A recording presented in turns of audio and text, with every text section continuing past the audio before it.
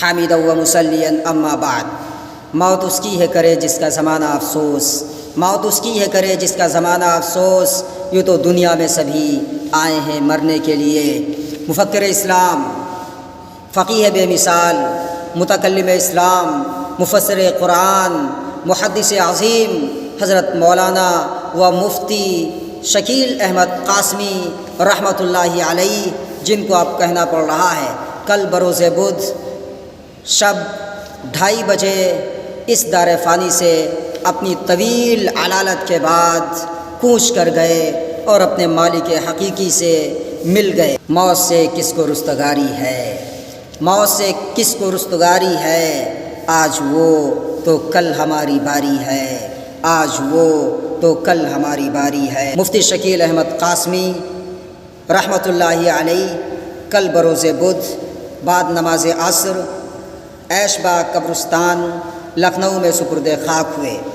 حضرت کی نماز جنازہ حضرت مولانا ادریس صاحب قاسمی امام عیدگاہ تنبور دامت برکاتہم کی ابتدا میں ادا کی گئی۔ جمع غفیر تھا، ان کے محبین کا، منتسبین کا، متعلقین کا، ہر کوئی اپنی اپنی نم آنکھوں کے ساتھ کاندھا دینے کے لیے بےتاب تھا۔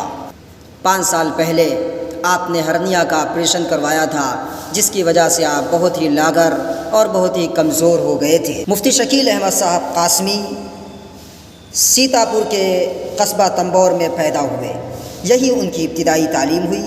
اس کے بعد مدرسہ نورالعلوم بہریچ میں تعلیم حاصل کی، پھر دارالعلوم دیوبند چلے گئے۔ پسماندگان میں 4 صاحبزادے اور 2 صاحبزادیاں ہیں۔ اللہ ان سب سے دین کی خدمت کا کام لے۔ حضرت مولانا و مفتی شکیل احمد قاسمی کا انتقال امت مسلمہ کے لیے ایک عظیم خسارہ ہے۔ مولانا دارالعلوم دیوبند کے سابق استاذ تھے اور وہیں کے فارغ التحصیل بھی۔ مولانا نے 1989 میں دارالعلوم دیوبند سے فراغت حاصل کی۔ اس کے بعد مظفر نگر چلے گئے، وہاں مدرسہ حسینیہ میں تدریس کی خدمات انجام دی۔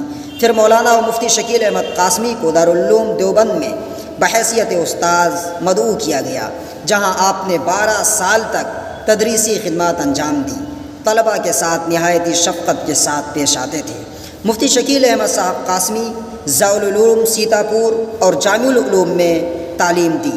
آپ ضلع بستی کے ایک مدرسے میں شیخ الحدیث کے منصب پر بھی فائز رہ چکے ہیں۔ مفتی شکیل احمد صاحب قاسمی سیتاپوری بڑے باصلاحیت اور بڑے قابل عالم دین تھے۔ فکری گہرائی نے انہیں علماء کے درمیان ایک ممتاز مقام عطا کیا تھا۔ ان کی تقریر میں علم و حکمت کے موتی ہوتے تھے، ان کا ہر لفظ جچا تلا ہوتا تھا۔ آپ با کمال واعظ تھے، شیریں بیاں تھے، وعظ بہت ہی مدلل فرماتے تھے۔ اپنی تقریر میں عربی فارسی کے اشعار برجستہ پیش فرماتے تھے، جو سننے والوں کے دلوں میں اتر جاتے تھے۔ مولانا نوجوان نسل کو بیکار دیکھنا پسند نہیں کرتے تھے۔ وہ دینی اور دنیاوی دونوں شعبوں میں کامیابی حاصل کرنا امت مسلمہ کے لیے ضروری سمجھتے تھے۔ ان کی فکر تھی کہ نوجوان اپنے دینی اور دنیاوی فرائض میں توازن قائم رکھیں، یعنی بیلنس برقرار رکھیں، اور اس دنیا میں ایک باعمل اور با کردار مسلمان بن کر زندگی گزاریں۔ آپ 2 کتابوں کے مصنف ہیں۔ آپ کو بے پناہ صلاحیتوں سے اللہ تعالیٰ نے نوازا تھا۔ آپ کو فن فقہ اور تفسیر میں عبور حاصل تھا۔ یہی وجہ ہے کہ آپ نے جناب حضرت مولانا جمیل احمد صاحب سکروڈوی رحمۃ اللہ علیہ کے ساتھ مشترکہ طور پر دور حدیث کے سال 1970 میں تفسیر بیضاوی کی شرح التقریر الحاوی فی حل تفسیر البیضاوی لکھی۔ آپ علم معقولات میں بھی کافی دسترس رکھتے تھے۔ آپ سلم العلوم کی شرح میزان العلوم لکھی، جس کا موضوع منطق ہے، ایک شاہکار کتاب ہے۔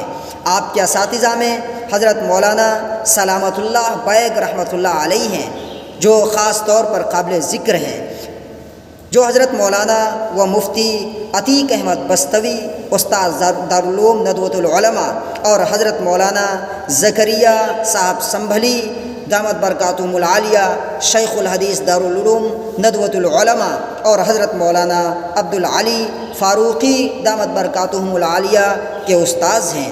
اللہ رب العزت سے دعا ہے کہ اللہ تعالیٰ مفتی شکیل احمد قاسمی رحمۃ اللہ علیہ کو جنت الفردوس میں اعلیٰ مقام عطا فرمائے، ان کی مغفرت فرمائے، ان کے درجات بلند فرمائے۔